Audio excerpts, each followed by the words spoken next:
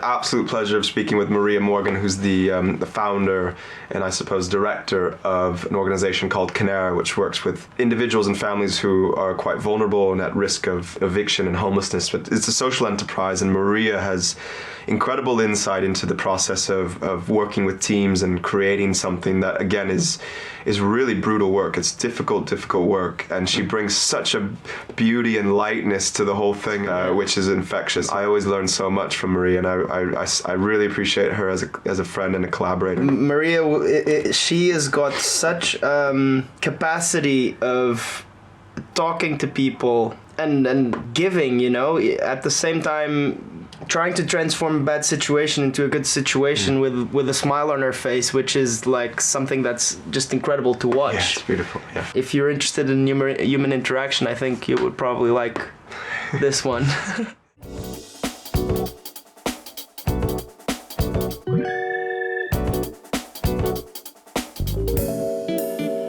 And every day I find you somewhere in my music, pull the memories in my head and I use it. Did you have a chance to think about how you would describe what you do to a 5-year-old? Yeah, I thought it was interesting. I wonder why you asked me that question. It takes me forever to describe. Well, you're a real empath, so I know that you would actually be thinking about a 5-year-old. I was literally thinking of a 5-year-old. And you work with families, so you know what a 5-year-old looks like and smells like. And Yes, I do. Well, the thing that came to me was we all, supporting, being a friend to someone when they're going through difficult times. Yeah. that's really good. That's beautiful. Yeah, that's it. Yeah. I just am a friend when someone really needs it. Yeah, exactly. I love that. Because I guess also, like, you would also have to kind of define, like, what being a friend means, Oh gosh. Do we have to? Because if you're a 5-year-old, being a friend is, you're not even sleeping over at friend's house by then, you're like, you kind of see people in the street and what would you say is being a friend? Wow, what would I say to 5 years? I was thinking a 5-year-old is in nursery, so they've got some sort of an understanding about friends or something in their own context. So I think it's somebody that you just like to see when you go into nursery. That is that person. That's my go-to person. I like playing with them. I like hanging out with them. Yeah. So it's... I think I would describe that as a friend, and I think they would get that. But in the work that we do, it's... I wouldn't describe the people we work with as friends in that context. It's more looser. It's being a support, being someone that you can talk to and go through difficult times with, and we support you through that journey. That's kind of how I would put it into our context. But and of course you are Maria Morgan, and you're the director of Kineara, which is a social enterprise that supports families and individuals who might be at risk of homelessness or who might be in a difficult time. And you are generally doing some quite intensive one-to-one or kind of direct support work with them. And I imagine though that you are kind of like the person that they want to see when they walk into the nursery. So. So not done it, not that girl again. No, I do hope so. Yeah, I don't take anything for granted. Yeah. Well, that's what we want to be. Some of them, when we've come into someone's life, we say, "We're glad you came." Yeah. Thank you. Bye. Yeah. Yeah. You mean like you would want by the end of it for them to say, "Hey, we're glad you showed up." Glad you showed up. It was just the right time. Yeah. Yeah. How do you guys work? How do you guys talk about that as a team? How do you guys approach those relationships? And is there kind of a vision for those relationships where you say, like, actually we would love for them to say something like that when we leave, or I think it's so. Don't take. I mean, it's a privilege for someone to let you in their life. It doesn't matter where you are in life, whether you're doing well or whatever well is, or you're just down and out. It's a privilege for someone to say, "I won't come in." You know. So I always say, you know, don't take it for granted because somebody has been referred to us that it's just a given. We're walking in. Actually, take this as a reverence. You know, you're letting me in your house. You're letting me into your home, into your business, into your, you know, intimate. You know, as a, you know, your life. We talk about very intimate, very, you know, things that are dear to people. Yeah. So actually, first of all, the first point is, you know, respect that. You know, I think when you respect that, people feel that, and they don't feel that you're being patronising, that you're coming in to say, that's wrong, why did you do that? Yeah. You know? Because there must be a thin line there, right? Yeah. Yeah, it is. Especially with finances. I think I think there's something there's really stigmatizing around how people spend their money and what they think is wrong or right way to do so. And some of the research that we've done with some families and individuals in East London, we've had really, as you kind of alluded to, really intimate conversations about, you know, well, I'm buying these things for these particular people in my life, and I know that this maybe not the right thing to do, and that alone can be quite challenging. Let alone the fact that you know, also they are responsible maybe for a family, which you know, that's. It's really strange, like because money is such a, people are so attached to it. Yes. You know. Yeah, exactly, and it's your prerogative. You know, however you come by your money, you can spend it the way you want to. However, the wider context of society and responsibility also shapes the way we deal with money. So it's important to understand our relationship with money. You know, how do we feel about it? What does it do to us? Does it make us feel tense? Does it make us feel anxious? Does it make us feel excited? Does it make us feel, well, whatever, it's my money, I'm going to do what I want? It's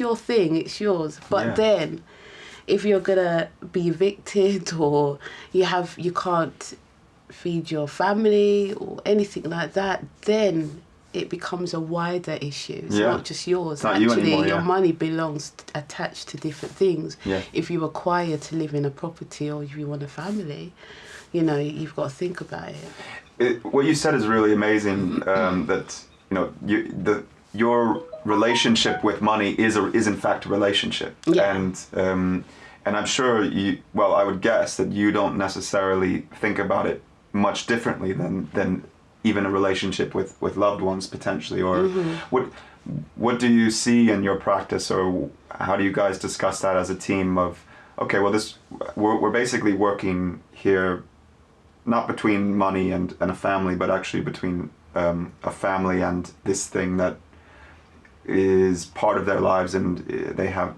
this relationship with. How do you communicate that and work with people to get them to think about in that way? Yeah. Well, I could give a practical example. We right here is a system. We all connected in some way.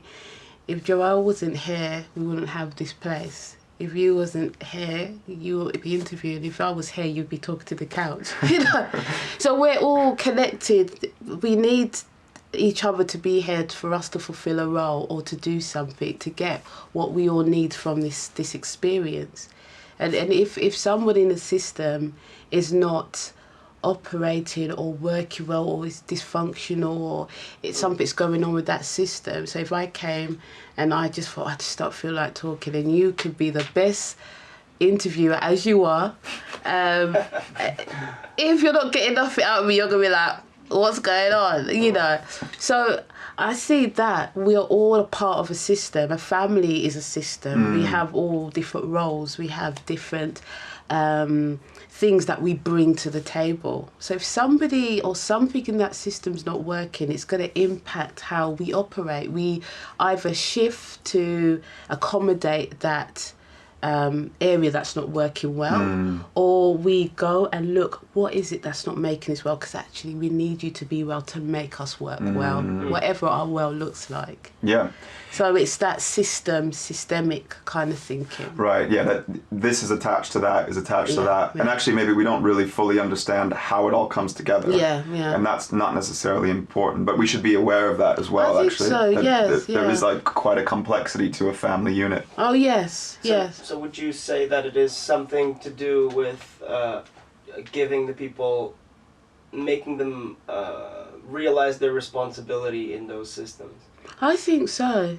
I definitely, it is about the importance you play. Because sometimes you could be in a relationship, or you could be in a family, or you could be in a business, and you don't really know what your role is. How important even it is. Why do you do this? Why do you show up? Why do you do it doing that? Give meaning. Yeah. Everybody wants meaning. And I think if somebody's coming into a situation and they know there's meaning to it, they're going to look at it in a different way. They want to be a part of that because actually you mean something for this to work. Yeah. So yeah, it is important that we explore that with families, not just families, the organisations that work with family. Yeah.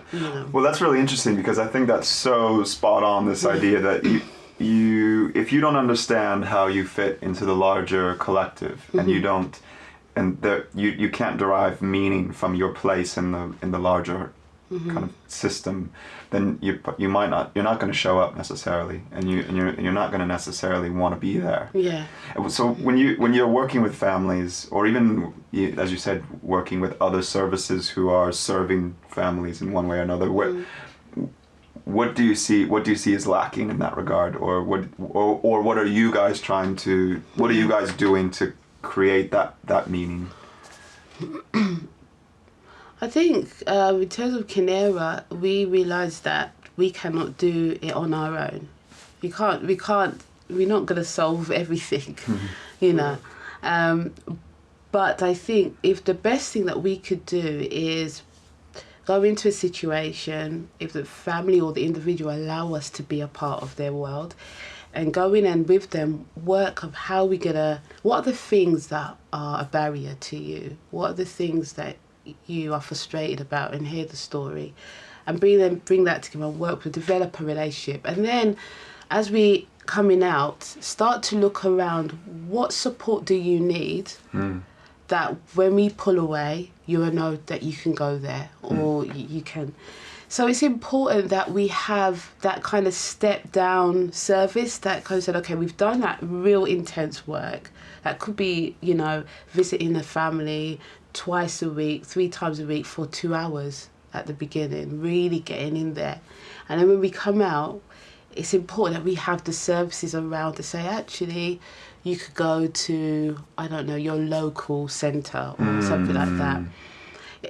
Those things are so important, but I think what we're finding is there's not as much step down services as we would like because of cuts, because of, you know, all of those things that affect it. Yeah. So when we do get those services, is where what we try to do is come around together and say, right, we've done this work, they really need your support here.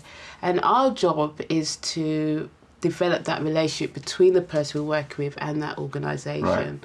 So you find that you guys are actively going out and trying to signpost and to make the connection between the families and whatever service they might need. Yes. Yeah, this is important. Which I think is that feels also largely like an issue in all kind of forms of social impact work. And I mean, like international development, for example, I think is rife with that kind of stuff because, for example, you know, you might go into a village or into a city, and maybe you understand the needs of the community, and maybe they do need some basic infrastructural support like housing and toilets, etc. But if the community doesn't have the capacity to be able to afford any kind of refurbishment or repairs, or they don't know how to do it, or they don't know how to source the materials to do it, then they don't then have the ability to actually maintain this thing that you've gone and done or you've created. So like in your case, we've created maybe some resilience, we've created a bit of grit, we've created an opportunity for this family to create some security for themselves, and then okay, see you later. Yeah, it's sustainability. I think one of the things is creating sustainability from the start. You know, I kind of say you work backwards. You kind of look at, okay, where's it that you want to be? Where does the organisation that refer you want you to be? And how can we assist you to get there? Yeah. What is realistic for you? Because you could be working with somebody. I mean, I remember I'm a social worker by profession. That's my background. And I worked with a family and they've been taking heroin for how many years? And their children went into care. So my role was to kind of work with the parent to help them to deal with the addiction and bring the family back, right? Yeah. So we had a meeting and they said, okay, then we want you to, you know, stop taking drugs altogether and, you know, that's it. And I just looked and I thought, is this sustainable? Can this person actually do this? No. I mean, they've been doing it for so long. Yeah. And it's just so unrealistic, you know? That sounds almost like cartoonish. Exactly. It's just like, you wanted to die, you know? It's just too much. It took us 18 months. Here's the solution. Stop doing that. Yes, exactly. Like, we all would, you know, imagine the things that we would have stopped. We would have been like, you know what I mean? Just suggest it. Just, you know, I was just like, this is cruel. And it took actually 18 months for her to come off and get all her children back. Yeah. It's a lot of work. Which is not a long time, actually. That's actually pretty fast. It feels is. fast, Day in, day, going in, sitting at the door, outside, come on, we got your appointment. I'm waiting. Hour later, I'm waiting. You know? You're sitting out there for an hour. I sit out there. I said, I'm in the car. I'm not leaving. I'm going to be downstairs. And it was like, whoa. When she went into rehab, it's like, you know, I'm going to leave. No, stay there. Don't worry. You're going to get through it. You know, all that, you know. So it just takes, you need to be realistic and you've got to work where the strength of a person is. Yeah. I think the first thing that we do is look at the strength. I mean, sometimes you go into a situation, you thought, damn, there's nothing here. What are we going to hold on to? What can, you know, some people don't even have a foundation to build on because they've been so crushed. And sometimes you've got to lay yourself down, step on me. You know, step on me, step on that we're going to be here, that we're going to support you through that. You know, or, you know, you have to be that, you know, strength based. That's gorgeous. One question. When do you know, because I'm guessing there are limits though. You're saying, you can be the supporting rock, but at the same time, you must need to put some barriers. Oh, yes.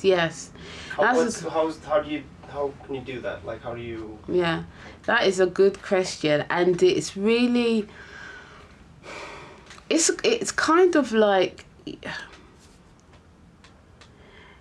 You know, if somebody's... Okay, say, for instance, who can I put? Someone influential comes in. You know their status. You know who they are. You know, you're not just going to rock up to them as, you know, and just be... You know, hugging them like your brother, or you know, like you know, you're gonna show you know who they are. You know there's something there. What's going on? We're all together, we're all the same. No, but I mean, I don't know how to explain it, but you kind of you know that you're there for a purpose. Yeah. You know that you're there for a purpose. You're professional. You're walking into someone else for a purpose. But you're not going to say, now, this is who I am. And no, I'm not going to talk to you about, you know, how my weekend is. And I don't need a cup of tea, or I don't need, you know, those kind of things that make people want to talk with you. You've got to be approachable. You've got to have some sort of humane about you, but understand your position. And I think one of the ways to do that is, why do you think I'm here? I'm coming here to do this. Why are we here? So it's kind of setting the stage. We understand that I'm here for a limited time. So I think at the beginning, you set that. So look, you've been referred from your housing provider because of rent arrears. That's why they've called us. Hey, this is who we are. This is what we do. This is what we're looking to do. In between that, where we're, you know, from getting to A to B, whatever, these are the things that we're going to do. So you kind of set that tone.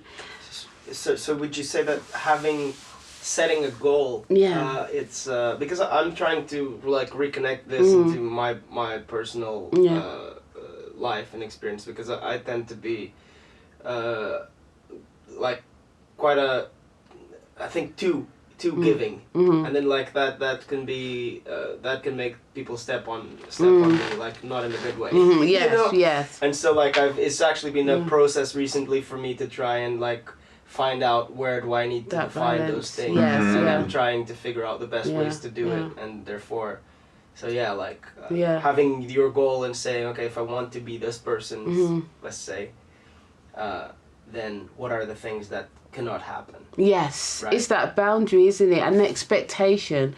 So when we're coming in, it's okay, what are you expecting from me? What does my role allow me to do? What does this program allow me to do? It's very wide how we support people. But then what is your responsibility here? The one thing I said, we cannot do this without you, and you could go, but you really need us to help you to get through this. So we're both coming with an agreement that actually I'm able to provide this because my context allows me to do it. But then you need to give because it's about your life, it's about what you need. So at the beginning, you set that and say, look, this is what I can do, but this is what I need from you. Yeah. So it's that partnership. I think that feels like how you would start any kind of working relationship, I think, right? Where you'd say, hey, why are we here? Why am I here? Why are you here? And what can we expect from each other? Yeah. And which is probably not done always in an organizational setting, or maybe even like in a service, which is what you're describing. Yeah.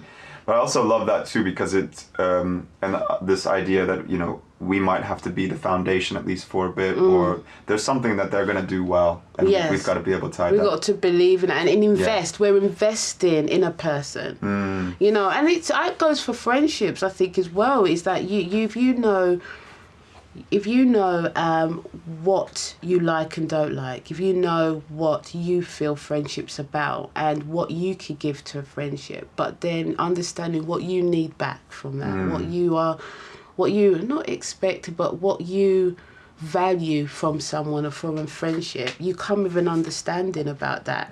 And in any kind of relationships, there are times when somebody could give you more than they can give, but you know that the goal is that we're going to be able to give in our own capacity 100%, whatever that is. And I love that too, because it's fundamentally saying, look, you're different than me, and I'm different than you, and you've got this really beautiful character, and you bring this and this, and I maybe bring something a bit different, which is so lovely. And I think like this idea that you can just be someone's foundation, even if they have strengths, but you can be their foundation in some regards, and they can be your foundation in other regards. That's so beautiful. I like it's kind of like this biblical story where this this woman gives like a very small amount of money to Jesus, or I think it's Jesus, and somebody's saying, "Oh, how dare you give that amount?" It's like, no, she's actually given me way more than the other guy. She's given me everything that she's got. And that I think that's that's exactly and I love that story. It is very much in that way, and with the idea that this is for a time, because we're expecting that you're gonna take advantage of this. You know, because this is where you need to be. And how do you find the people, and how do you or like do they approach you, or how is that? So we get referrals from housing providers, schools, you know, whoever has partnered with us, they refer people to us, and that's how we work. Okay, cool. And your success rate is quite high as well. I mean, when you go into people's lives and you spend anywhere from 10 weeks to 18 months, 18 months as you said, Well, that's in a different program. Yeah. You guys do well. I mean, you keep people in their homes, and you've proven that whatever that approach, there's some magic in that approach. And it's, I would love to hear your thoughts on, because also that is essentially it's like any relationship, like you said. Yeah. And it wouldn't be any different from a healthy working relationship as well. And to be able to go out and deliver such a service and to be able to work in that context every day would require some real consistency internally and also within the team. Yeah. I mean, I was speaking to a friend of mine who's he's a mental health worker in another city, and he said, I've just had to develop my own inner peace. And he said that I've just gotten better at what I do by just becoming really patient and not feeling like I need to do anything. And sitting in front of someone who might be saying that they want to commit suicide and not feeling like I have to do anything, but just sit there and listen and be calm. And I thought that's beautiful. That's extraordinary. That is definitely, yeah. But anyways, I'd be curious to hear how that looks in the team, and how do you guys discuss that, and how is that part of the process of the work? Well, I like what you said, because that is really true. You got to kind of develop this inner peace, this inner kind of inside you. There's sort of detachment there as well. I mean, yes, a detachment I hear you, yeah. to protect yourself, but an interest at the same time. Is that? Yes, I think when I started to professionally get into this area of social work and so on, I used to do counselling for Childline, and that's before I went to university to study social work. And I used to hear young people just saying, okay, I'm going to commit suicide, I put down the phone. Oh my God, you know? You could handle that. I just used to sit there like, you what? You know? And, just like, what do I do with this? And I just like pray, God, please, don't. I come out, I just wanted to have a big hug. I didn't care who from. I'm just like, I don't know what to do here. And I said, I just can't do this. I was like, I can't do this. Like, how long did you last in that job? Well, no, I stayed it in. I kind of fought through it. But I had to come to a place where, when I went into the social, I knew what I wanted to be from a young age, very young. I knew that I love music, so I wanted to do something with music, and I knew I wanted to do something with the community and work in the community, and that's from quite young. So I knew where I wanted to go. And that's, a fortunate thing that doesn't always happen. But when I started to kind of, and I thought, I'm going to go and I'm going to change the world. That famous line, I'm going to change the world. And then I realised I can't really do that, It's a little bit more complicated than that. Just a tiny bit. But then that experience and all of that taught me that actually, Maria, if I'm going to give to something, I'm going to give. If I'm going to be somewhere, I'm going to be there. You're a committer. I'm a committer. I'm going to be there. Not somebody that's going to be in your face. I'm just going to be silently there. Yeah. Can you teach that? I think it's a character thing, maybe. Right. But I think you can develop those things. But I think I'm going to be there. I'm going to see it through. And I think I had to say that, Maria, as long as you could go home and know that if that was you, if that was your family, if that's somebody that you really care about, do it, work with someone like that. If somebody's going to come in my life to try and do it, I want them to do it as much as I would want to be treated the way they would probably treat themselves. Do you see what I mean? And then I know that actually I've done the best that I could do. So explain that then, that you would want to approach so if you're going into someone's home, you would want to give as much as they're going to give to you? If I was in their position, how would I want to be treated? Right.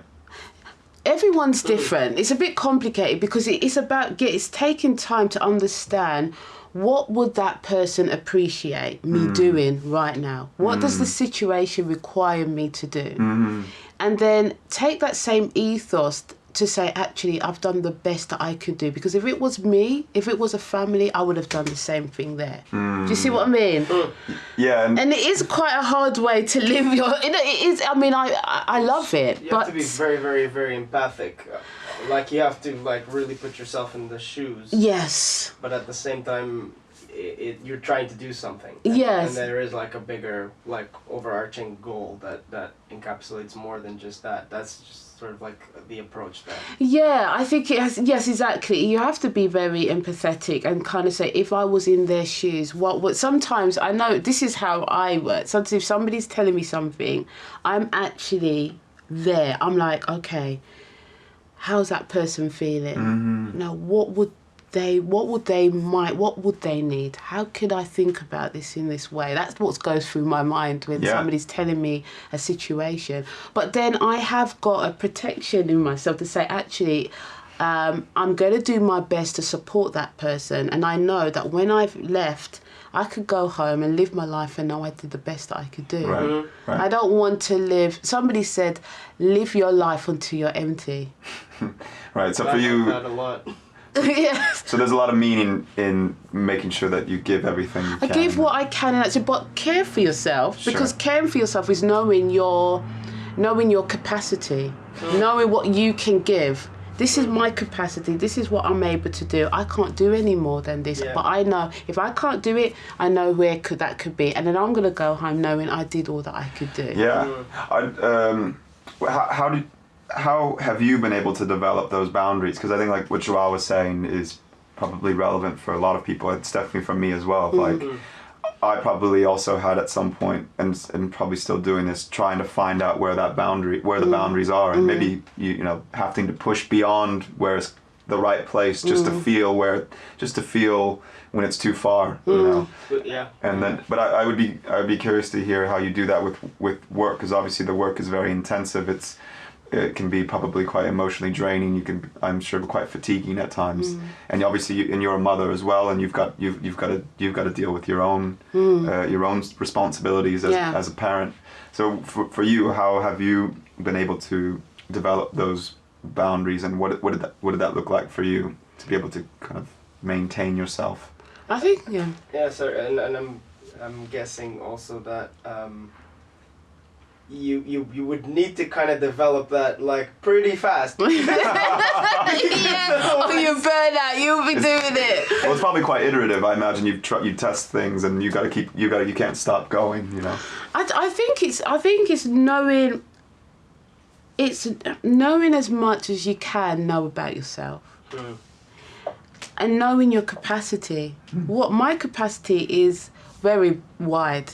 But might be very small to someone else. So it's knowing your capacity, knowing what is it that you can give, and you know that when you give to that capacity, you've done all that you could do, and be okay with that. And also, it's all right to say no. I can't do that. That took a long time for me, because the first time I said no to somebody that was quite dear to me, I cried. I went away and cried, because I'm like, how did I say? But I had to say no, because I had to say, actually, Maria, loving yourself is more important. Because if you love yourself and know your capacity, you're going to give from a healthy place. You're not going to give from a place that is going to subtract from who you are and hurt you and cause you to be down and out. Because down and out is not going to work. Yeah. You know what I mean? Yeah. There's too much that I need to do. There's too much responsibility. So it's knowing yourself, it's loving yourself, and knowing your capacity. Yeah. And also knowing where your source is. Where do you get your strength from? Mine's faith. So I tap into that. I tap into that place, because that's where I find myself. Yeah. So I think it's another thing. Also, yeah. sorry. Also, for me, I think that when I'm talking with people that I care about, and we were just talking about this earlier, like it's also important to say no because you love them. Yes. Right. Yes. No, And you're that is so the right. best way to actually show them that they are important enough, so that you don't let them do anything and everything that they want to do, because that can be really destructive. Yes, that's so right. And I think it's also about, sometimes if you're somebody that gives a lot, your giving can start to disable someone. You know, disable them to see what they can do for themselves. Yeah. Get them to think about it. You know, and so I think that's It can become been resentful as well. Yes, and that's when you're depleting from yourself. That's when you know you're taking from you, and be okay to care for yourself and not feel guilty about it. Yeah, I mean, I'm not a parent, but I imagine that's a hard balance to strike, because essentially that is a parent relationship as well. It's a parent responsibility, that it is a friendship responsibility as well. And how do you kind of create the right amount of give and take and push and pull and in relationships, especially if you've never seen a healthy version of that, you know, and which I imagine in some instances is some of the families that you're working with is trying to create an equilibrium for them of the push and pull. And do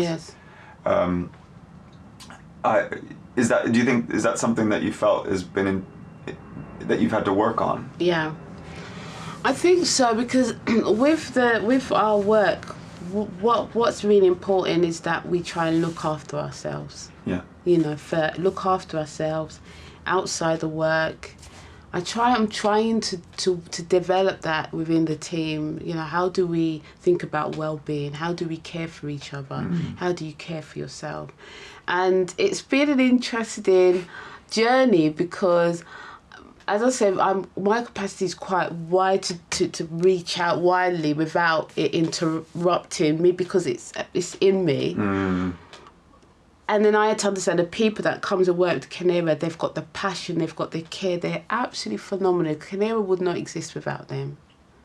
But I have to understand their capacity and what they can do, and know where their stop is. So it's important for me to understand that about everyone that I work with, so that I don't abuse that. I respect that. And when you show respect, they begin to respect that as well and feel okay. Right.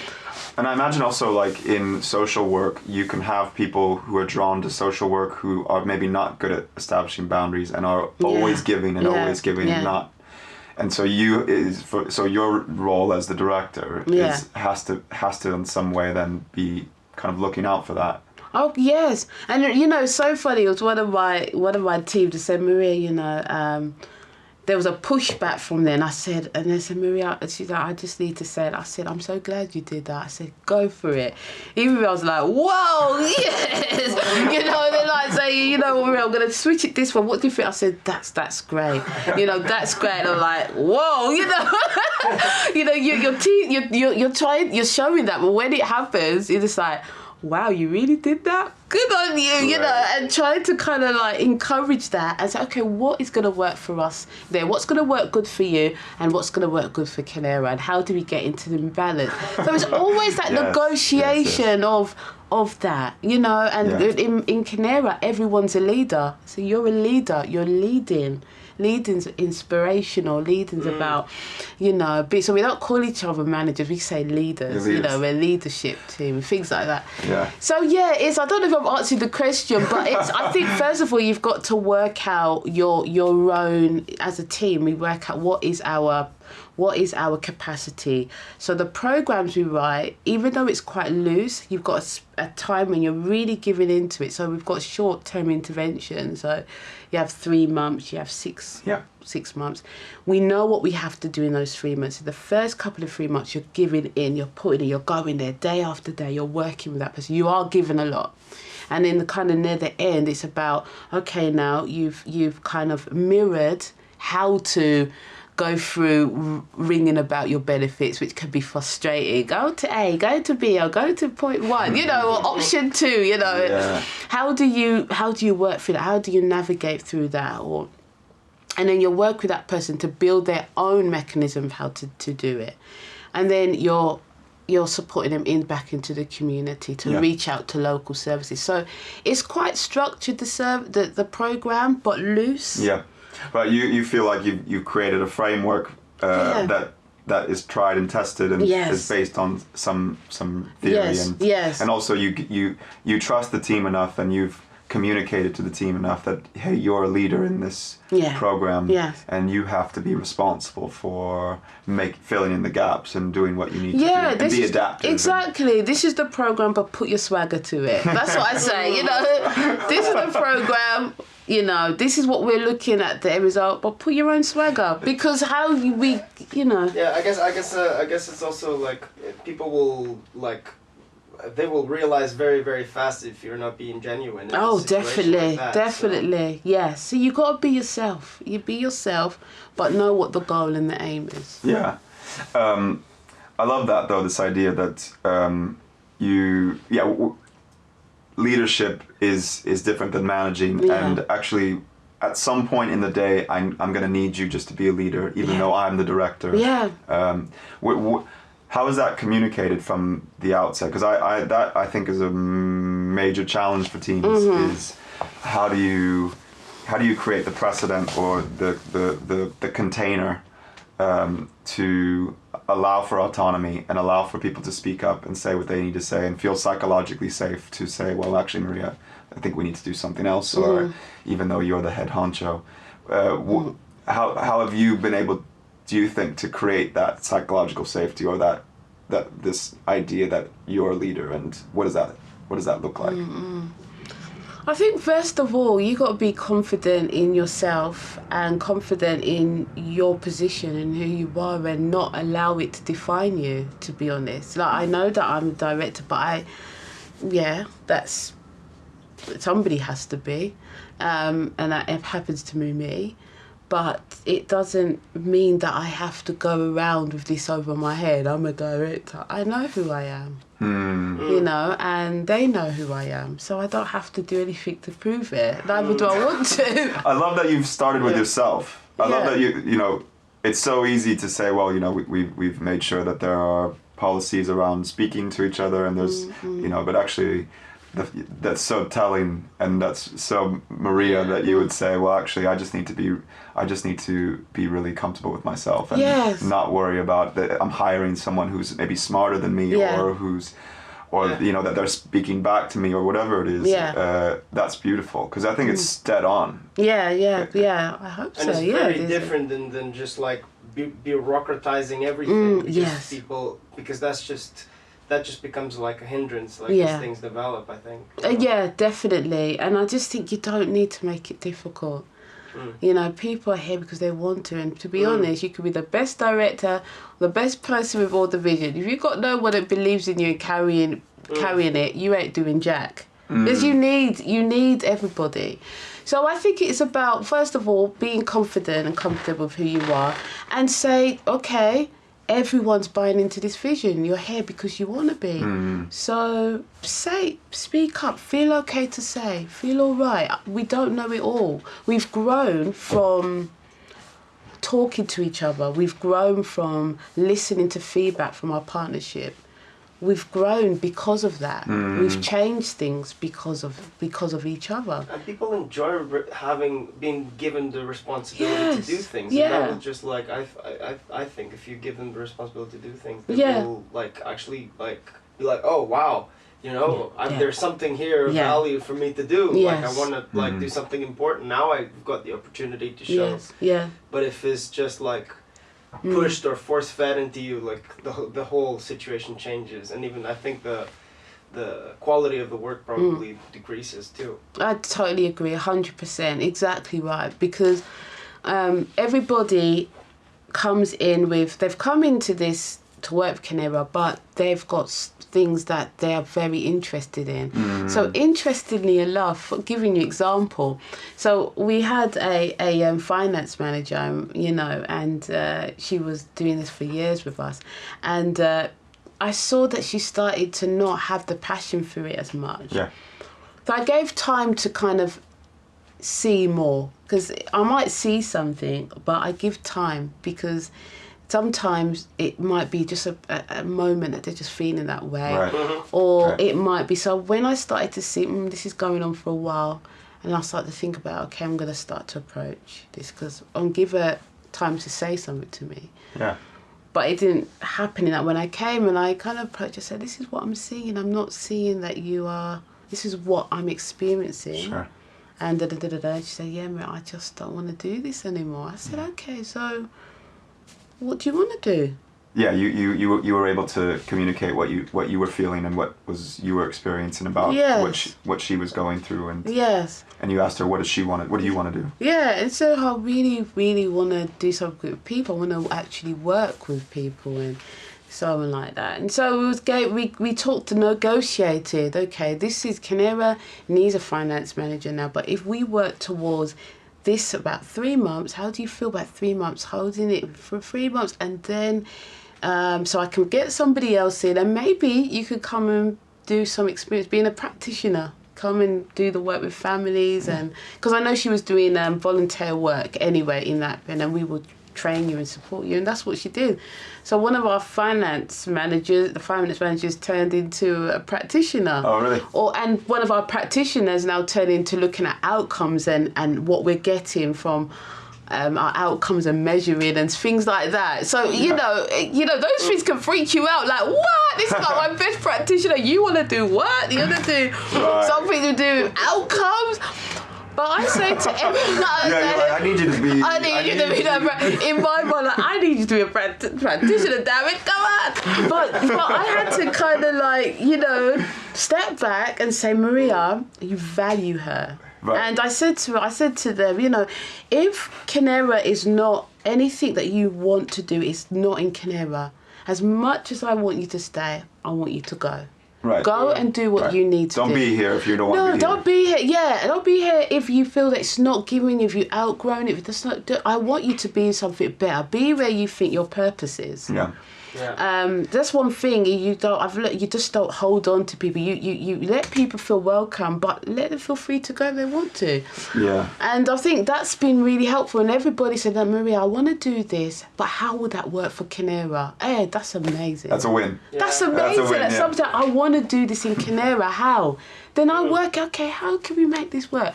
Yes, we could do this, we could do that. What do you think? That's beautiful, man. Cause it's beautiful also, and it goes in theme with our podcast as well, because we like to talk about meaning, and it just feels like if you can help people get meaning by doing that sort of thing, and then they can use the fact that they're working in Kineara to develop that. That's the ideal. Yes, it is, and I know that we're very and the quality blessed of the work to have that. Will be the best possible, because they're doing something. It's coming from them, exactly. And it's so beautiful to hear too, because I can hear the care, I can feel your care, and you're an incredible carer, and thank you. But it's so obvious when you describe it that if you're able to do all these things, like balance the need of the individual and the collective, and you're able to really value someone and their what they give and their intention, and you're able to be flexible to try to support their needs. Mm-hmm. And if you were to do that with the team, then absolutely, why wouldn't the service then also be doing that with the people that it's serving? Yes. For me, it's such an obvious link and connection. If you don't have the energy or the time or the intention to be able to do that internally with the team, then you've got no chance of doing that with quote unquote vulnerable people. So it's really, really wonderful to hear that, and I think it's such an important lesson for people starting their own projects and building teams. And how do you? And the question that continues to come up for me in my work is, how do I continue to create and support teams to create this psychological safety where I know I'm taken care of, I know I'm valued, and I know that I can say what I need to say when I need to say it. Yeah. And it's it's so vital. I mean, you sharing it just feels reinforcing that it's so vitally important to try to create that environment. Yeah. Which is amazing. Yes, yeah. I think it's important to. I believe in investing in people. Yeah. You know, we invest in so many things. You know, so many, the latest shoe or bag or whatever we invest. But something that I'm very passionate about is the people. People buy these things, so why not invest in people? If you want economy to grow, if you want to change a situation, you invest in people. Yeah. I 100%. It's so exactly the same. Yeah. How I see it. Like, just the individual is gonna be the person. Is gonna be the basis for everything. Yes. So if it's well developed, if you can develop a bunch of individuals well, then the outcome seems pretty clear to me. You know? Yes, exactly. And I just don't know why. It's just so obvious to me. It's just. So that's where it comes from. I think I believe in investing in humanity. Yeah. Invest in people that, you know, everybody wants to somehow make their life okay or different. No matter how much we're rebelling against this or that. We want to invest. We want to be better. You know, I believe in that. Sure. And so then let's invest in that and let's see what comes out of it. Walk towards the light. Exactly. Right in front of me, yeah. It's a bright one. Yes. I'm being drawn in. I'm not going to stay. No, I'm coming. I'm going to stay. No, so it's like... Yes. Yeah, but it's that kind of thing, isn't it? Yeah. It's also really exciting. I love connecting with you when we have the chance, because I'm always really excited to hear where you're at also in your journey. Yes. And because now you've recently kind of jumped off the cliff and gone full time into Kineara, but you've been working on Kineara for what, 4 or 5 years? 6 years. 6 years now. 7 years, yeah. So this is a big step. Yes. And again, I'm just thinking, you know, obviously you're a mother, you've got your own responsibilities, and now you've kind of taken this leap, and it's very fresh still. So I'd be curious to hear where you're at in that process, and how you're feeling now about being full time on your own project. Yeah. I don't know if it's a good thing or it's, you know, I see things very, I don't see the bigness of things, really, because I just wouldn't get up. I would probably stay in bed or you know what I mean? It's like, you know, I probably wouldn't do what I'm doing. Yeah.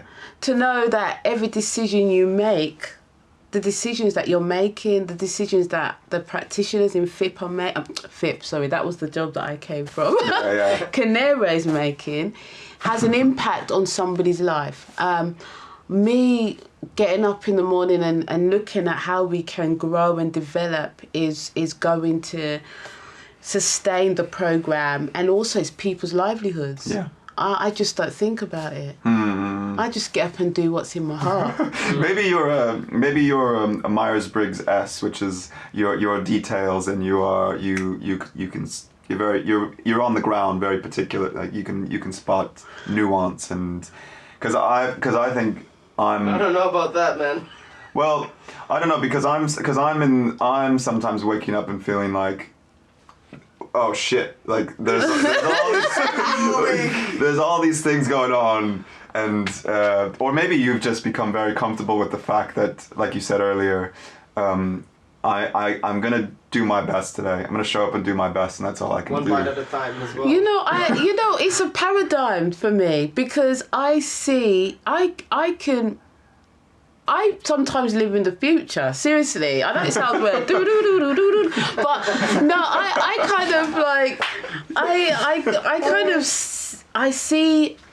have a big vision. I know I've got this big vision, and it's there, but it's there at the back. because it's so big. Okay. But I've learned how to not get... I know it sounds weird, but don't allow the future and the vision to distract your present. So I know I'm going. I know that's where I want to be. I know that's where I see Kineara. I know that's the desire that I have for Kineara and the things that I do in anything. I have the big picture. But then also, sometimes fear is an enemy, you know. If you allow fear of, oh my God, I've got to pay this, I've got this, I've got this, how many stuff, I've got this. The anxiousness of it, you just won't get up and do it. So I've said, okay, I know I've got a big vision. That's there, that's great. But I just don't see, it's not every day in my thoughts because I wouldn't move. Yeah, and the responsibility. I completely get that. It's the responsibility. And I just need to do what's true in my heart. Yeah. What is in my heart and really do my best. And still strategize and do what I'm doing, but just let me just get and do my day. Get on with it. Let me just get on with it. But they say that a whale isn't, you don't eat a whole whale at once. You Yes. get one bite at a time. Exactly. Yeah. That's a good one. Like that. Exactly. Or a pig. Or For that matter. Joel made this is making this documentary at the moment about his family in Portugal and the slaughtering of a pig, and Wow. it's really beautifully shot, and it's also really live. Is it? pretty intense. Is it? And you showed Nathan. Wow. Well, You got a little bit squeamish there. For sure. It wasn't. Yeah. Oh, I need to see I that. made him. We should watch it after. I made him fast forward That's not a bit. the tough bits. Yes. But from anyways, it's only a small part of it. Like the whole big part, the whole big thing is not about that specific. Yeah. Anyways, But go back to the whale. But the film is actually I think it actually lines up quite well there, because I think you also had there was a bit of kind of stress and anxiety around anxiety around. Well, I've got a vision for this project, and I don't know how people are going to perceive it, and actually that's really scary. And also, is it going to do what I need it to do? And there's all these kind of like big what ifs that are just keeping you from like putting the memory card in the computer, taking the file out, you know, starting to going through it, edit it, and just being present and doing your best in the moment. And especially I think like if people like Joao and I think maybe even like yourself can be theoretical, can be up 30,000 feet and have big ideas, and like the thing about investing in people, you know, like when you can see how obvious it is, and you can see how little it's done, and how frustrating that can be, and the kind of hopes that you have for your work and for what you're putting out into the world. It can be really easy to just like be a bit downhearted or disillusioned by the efforts on a day-to-day basis. And that's I think it's really important. It's an important practice, or as you say, that paradigm to put yourself into, to say, hey, I'm just gonna show up and do my best today. And that's enough change for the day. Yes, because I don't know, there's times, you know, when you're doing a project, you're doing something, there's a lot riding on it. There's times when you just got to suck it up, and you've got to go deep in yourself, and you just got to believe against hope sometimes. Like you really have to ask that question, why in the hell? Yes. And I mean, no offense, and I'm not saying this about anybody that works in Sainsbury's or anything, but there's times I just want to go beep, or just scabbing beep, because not to say you don't. It's just you know, you think it's the responsibility. The responsibility. It's not as if you don't do it well, like there's not so much at stake. Yes, exactly. I mean, maybe not. I don't want Sainsbury's to get upset, but or anyone working. It's not that. It's just that the level of exactly. It's the level of responsibility is different. And there's times you just want to escape from that responsibility, and I just love to go in a coffee shop. I love the coffee shops, and just you're right today. You want a cup of tea? You want a cappuccino? You want a skinny latte? Do you want it's not gonna do that. Yeah, I'll do it for you. That's right. But when you're talking about Maria, you've got all these people that are that you are responsible for, and you can lose your home. You can there's different weights there. And sometimes you just got to really go deep and believe in what you believe in and why you do what you do. And just remind yourself. And sometimes as a leader, you can't always... I'm very open with the team in terms of look at the finance, look at anything you want to know. Ask. It's on the computer. Nothing's hidden. Very transparent. Just open it. Yeah, open up, and that's fine. But there's certain times when you're sharing a situation, but the seriousness of it, you might not relay the seriousness of the situation, because you want to keep, as long as people are safe and fine, you want people to keep on going on with what they're doing. Yeah, right. But sometimes you've got to hold it as a leader and say, look, let me ride this until I know. Then I can tell you exactly. And Kineara's been in those places where, my God, about 3 years ago, are we gonna continue to be here? Yeah. Are we gonna survive? And I had to hold that for a bit while we knew we were fine, and I had to say, look, guys, this is where we're at. Yeah. This is your options. You know me, I've got some crazy faith. I'm going to keep going because I believe that this is going to work out. Yeah. But I don't want my views and my opinions to distract what you need to do for you. Yeah. So what you need is more important than what's happening in Kineara. Yeah. Which I think goes back to what you were saying. I made that decision. Yeah. Everyone stayed, which was fantastic. I'm like, Lord, you're going to come through now. That was the sign. Just the fact that they did stay. That was it. You're going to bring in some gold. Oh, God, myself laugh. Yeah, but, you kind of, you just got to... ride the storm and yeah, but why wouldn't they stay though? And there's a lot of reasons not to stay, but also, but also going back to your point about just investing in people and taking care of people, if that is the norm, why wouldn't they stay? They'll actually it's like a full circle. Yes. So I'm very I love those guys. They're amazing. I think there's something really interesting there about the weightiness and the responsibility of doing the right thing, not only with the team and the organization, but also like going into someone's house and there's an incredible amount of responsibility in that. And I think it's something that's inherent in social businesses, and I'm not saying that all social businesses are as intentional as Kineara or as caring or as kind of focused on that on the relationship, but ultimately as a designer, you've described design very well, which is let's really first try to understand where are they right now in this moment, and what is it that they need, and what can we do our best to address that need or support that need, and actually where they're at now is going to be different than where they're at in 12 hours, in 2 months, in 18 months. Yeah.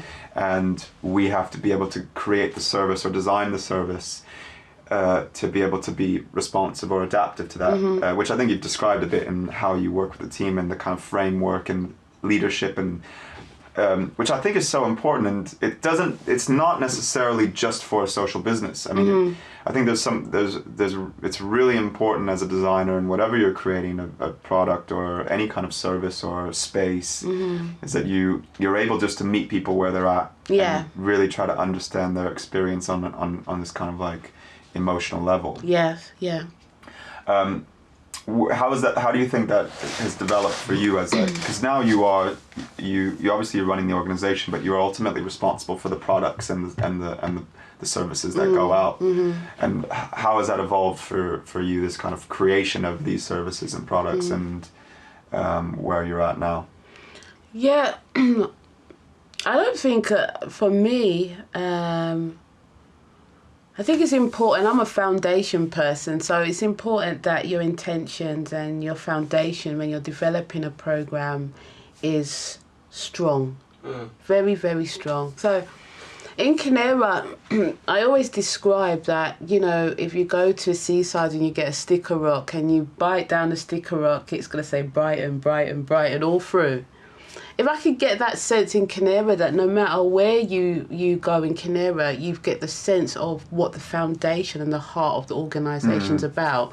So when I'm writing a programme or designing a programme, I go back to the foundation of why we do what we do and what is our uniqueness and what's the strength of us. And the basis of when I write a programme is always about that. It's always about relationships and intention and intensive and you know, dealing with an issue in that way.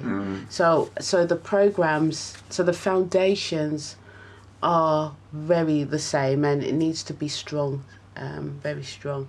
And then how we create from that foundation, I think a project or product for me is never fully completed because we're always evolving, we're always developing new ideas and how to improve. Like, for instance, our Motivate to Educate programme, M2E, the foundation is the same, but the way now we deliver is and develop that programme has been in response of what our partners need, what the families need, what the children need. And so we've developed different aspects to it to make it more impacting and meeting the needs of our partners. Yeah. But the foundation of it is the same. So you find that you guys are always regularly coming back to the values that are defining Kineara in the design of anything. Yeah. But the kind of the form that it holds can be quite adaptive and can be quite innovative. Yes, exactly. As long as it's kind of evolving around and these values. And that's come from the practitioners. I mean, we've tried this, we've tried that, and they've come and said, okay, let's look at that. Do that. All right then, is that something? You know, someone says they are. I don't know if I'm saying it right. I'm gonna probably make it up, but I hope you get it. You know, there's lighthouses that stays, and there's boats that move. You got to have lighthouses. You know, you got to have that lighthouse that shows you the direction. They're important. And then the boats, you need boats to come and go. So I make sure that we have lighthouses. We've got things that we know, anchors, they're there. You know what I mean? And that's important. And then the other things we add, is that going to work? Is that idea, will that idea become a lighthouse in this? Or is it an idea that we're just going to use and try it out for that moment? Yeah. You know? So I think those fundamental changes have come through discussion, through things we've tried out, and it's just established. Yeah. So we're always innovating. Also, this kind of reminds me of a conversation that we were having like this weekend about the importance of like having that thing that is that foundation that you're talking about. Like we were talking about the education system, but it's like there's a reason why people don't stray too far away from that, because you still need it, you know. Yes. You can go a little bit. It's good to experiment, but if you go way too wild, then you're just gonna. Yes. You You need to come back to the light at some point. You need to come back to the lighthouse. I love that analogy. That's a great analogy. Yeah, you really got there's a core. Come back to the core. And I think what you've described throughout is also so important, which is your relationship to feedback, your relationship to being to yourself and being agile and saying, well, actually we're okay to come and go as the boats, and as you said, as long as we know where we need to come back to. And also, like, as you said earlier, the safety that you've created within the team for them to be able to express some of those ideas. I think it's all kind of so intimately related and so important. How do you think you are able to reinforce those foundations on a day-to-day basis? What are ways that you remind people of the lighthouses? What does that look like? Right, good question. I think having opportunity. So we've developed things like we have obviously the team meetings and we have the leadership meetings, but we also have hubs and we have WhatsApp groups, and you know we connect. I try to find a way to connect us as much as we can because we're very outreach. Yep. We're very outreach. I'm not a micromanager. I'm not somebody that's in your face, but I'm able to see when something's shifting and something's not feeling right and so on like that. So I try to have connections with everyone as much as I can, or connections through the leaders, so they're reinforcing the things that we all care about is coming into what we do and why we do what we do through our comms. It's in there. So I've embedded a lot of myself. I've embedded a lot of and found people who value that same thing and feels the same. So it's just that in our conversations, in our WhatsApp groups, in the way it's just in the fragment about what we do. Yeah. So yeah, that's how kind of I think I'm defining that more and more, because the foundation is very important to me. It doesn't matter how far we go, why we do what we're doing. Yeah. What is the purpose? Yeah. You know, why we're here, kind of thing. It's important. I think that's something that organizations generally have a hard time doing, which is finding ways to continue to bring people back to the reason why they're doing the job that they're doing. Yeah. And it's so important that leadership does that. Yeah. Is able to just continually find ways to remind people this is a meaningful piece of work for this reason. Mm-hmm. Yes, exactly. And I'm guessing you need to be quite adaptive at the same time. Oh gosh, yes. Because for me, I'm very passionate, and I've kind of learnt to appreciate that by myself. Yeah. Because when people say to me, "You're so passionate," I'm just sitting down, I'm just talking, and they say, "You're passionate." I say, "What have I done to make you think I'm passionate?" I haven't done nothing. But I'm kind of like, but I am. It's just in me. I've just got that fire in me. That's how I am. And but I always think passion with knowledge is important. Yeah. You know, you can be passionate, but if you've got no knowledge, you're just somebody that's, with nothing to say. Yeah, absolutely. So I really try and marry. Exactly. So I'm trying to marry those things together. I say this to say this is that I'm very passionate, and when I think something is right, or I think that the direction I'm taking and is really right because I feel it in my gut and I know this, somebody has to come to me and really say, "Maria, why this is not the right way?" And that's because I'm very much, I've just got that, I just know this is da-da-da-da. And I know that about myself. So because I know that about myself, I really leave myself open to allow people to say, even though I really feel that this direction we go, but let me hear. Because sometimes, as much as that's good, that could be an hindrance. So let me really hear. Let me really, truly put my own views away while I'm listening to you. Yeah. And really get you. And I really allow you to have the opportunity to change my idea. You know what I mean? Yeah. In a real, because I know what I'm like. Mm-hmm. So many times that's happened when I thought we should go this way, but actually someone came with another idea. Because I've listened to it really authentically, it's allowed me to shift my thinking and think, okay, I was thinking that, but actually I like what you're saying there. Why don't we do it that way? Yeah, people remember that too. They know. They remember, okay. Yeah, Maria's because, that she's going to listen. Yeah, because I know that's why you have to have a self-awareness of who you are. Humbleness as well. Yeah, you have to be humble about the fact that you might be wrong. Yeah, exactly. And have some humble pie, Yeah. I was reading Creativity Inc. this week, which was written by the president of Pixar, and he was describing Steve Jobs, and he was saying, I don't know about Steve Jobs. I'm not necessarily saying he's someone that we should all strive to be, but he was saying that the one thing that defined what made him great from his perspective was the fact that he had a very strong vision and had very good ideas, but he was always willing to be challenged and he was always willing to change his mind if he felt like there was real credibility to changing his mind. Oh yes, definitely agree with that approach, definitely. And isn't that for the people that are working with you? That's just refreshing, and people will want to continue working with you because you know, they know that they're going to be heard. Even though sometimes you won't change your mind, but sometimes you will. And exactly. That just means that you're giving validation to the person as well. It's definitely, and just don't be too precious about your idea. Just don't be too. I've learned don't be too precious about that, Maria. In filmmaking, you call it kill your darlings. Oh, So you have like this really beautiful shot that you really like. Oh God, that must be painful though. And it just doesn't work. Yeah. You just have to kill it. I love it. And it's horrible, but you just have to. Yeah, exactly. For the sake of the bigger picture. Exactly right. So yeah. Did you?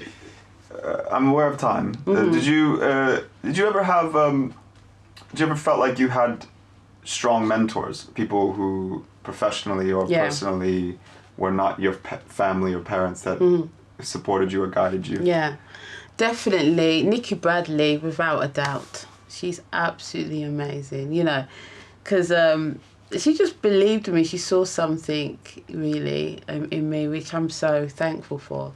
And because I left my quite nice cushy job as a social worker, you know, and I thought, I want to do something that I'm really with people, I'm really working with people. And I saw this ad and it says family intervention, you know, starting up in Tower Hamlets. And I said, this is what I want. It's a year programme. So I said, I'll go for it. I went for it and people said, are you crazy? It's only a year. And, you know, you may not get, you know, they may not get no funding, whatever. And so I went to the interview and I couldn't find the place. Oh God, I was lied. Anyway, so I came in and I went, hi, I'm sorry I'm late. I was really like, okay, Maria, sit down. I sat down. But she just said, Maria, normally people say, hell no, I'm not going to take this person on. But she said, when you came in that room, Maria, there's something about it. I thought, I need her. You know. I was like, yeah. I love that. That's so validating. Yeah, you know? she's absolutely amazing. She really taught me how to really be a manager, be a leader. She taught me how to. I mean, you know, you have that in you. You have those things, but there's a time in life when somebody or something happens when you start to turn your bedrock some of those things. There's a grounding, and I think she brought that to all the things that I had in my mind, in my head, how I think, and helped me to find a framework to ground that. And she did that, you know, and I always will give credit to Nikki Bradley, always. Yeah. What is that framework? What is that grounding? What was it for you? I think it's saying, Maria, it's okay to, because I'm I'm a creative person, so it's okay, and I think quite interestingly, like I will, you give me, say something to me or give me a problem. I'm thinking 101 ways, and I'm talking to you, and then I bring it to one.